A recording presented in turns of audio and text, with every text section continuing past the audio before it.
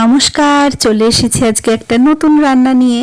একটা নতুন রান্না শিখবো, যেটা বিহার ইউপি সাইডের ভীষণ ফেমাস। এটার জন্য প্রথমে দরকার আমাদের বেগুনটাকে ভালোভাবে ক্লিন করে নিয়ে ওটাকে একটু চিড়ে ওটার পেটের ভেতরে ঢুকিয়ে দিতে হবে রসুন দিয়ে। রসুন সহ বেগুন, টমেটো, কাঁচা লঙ্কা পুড়িয়ে নিতে হবে। পুড়িয়ে এটাকে এক সাইডে রেখে দিতে হবে।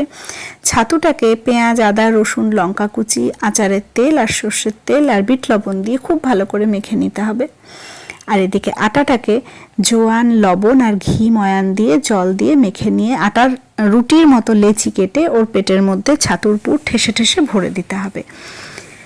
এইবারে আর কিছুই না, আমার তো উনুন নেই, আমি একটা প্যানের মধ্যে অল্প ঘি ব্রাশ করে ওগুলোকে সেঁকতে দিয়ে দিয়েছি। আর বেগুনের ভর্তাটাকে মেখে নিয়েছি। জানেন তো, এটা আমার বরের ভীষণ পছন্দের একটা রান্না। শীতকালে নতুন বেগুন উঠলেই আমার কাছে বায়না শুরু করবে এটা বানিয়ে দেওয়ার জন্য। আমারও কিন্তু বেশ ভালো লাগে। আপনারা শীতকালে বানিয়ে দেখবেন। ঘি আর আটার একটা ফ্লেভার, তার সাথে বেগুন পোড়ার একটা গন্ধ, দারুণ দারুণ লাগে খেতে। নিশ্চয়ই বানাবেন। বেগুন পোড়াটার মধ্যে ধনেপাতা দেওয়া যেতে পারে, আলু দেওয়া যেতে পারে, কিন্তু আমার এমনিই খুব ভাল লাগে খেতে।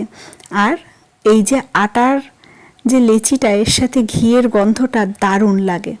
কেমন লাগলো আমার এই রেসিপিটা জানাতে ভুলবেন না।